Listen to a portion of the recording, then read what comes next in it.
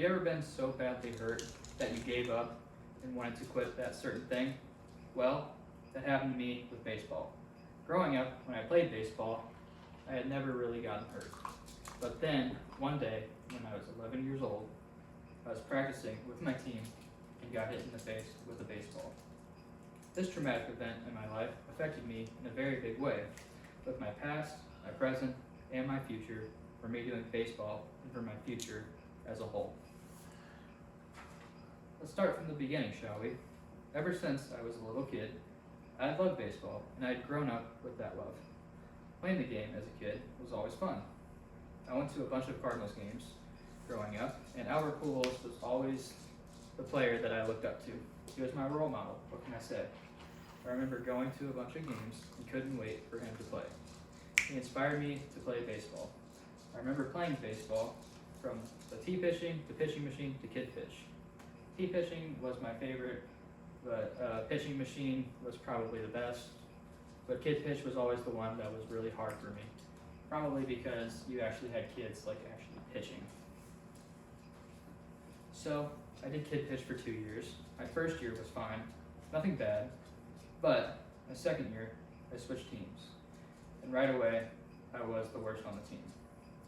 We had gotten a few weeks into practice, and we started practice games. It was April 23rd of 2015. They got ready for practice.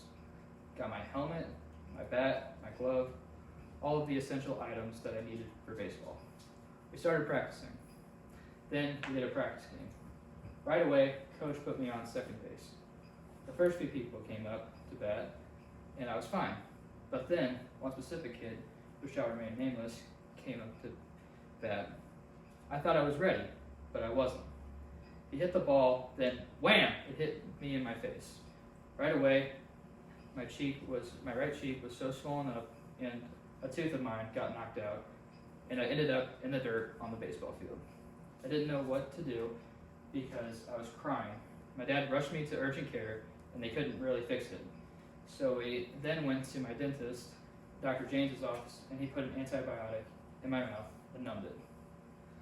This helped me in a very big way and also helped me feel a lot better. Afterwards, we went home, and my dad was a nurse, so he patched me up the rest of the way. Gave me a Band-Aid and everything. My mouth was swollen pretty good though, and I could barely talk for the next week. I felt the pain for days on end, and it really hurt. After this had happened, I had decided not to do baseball ever again.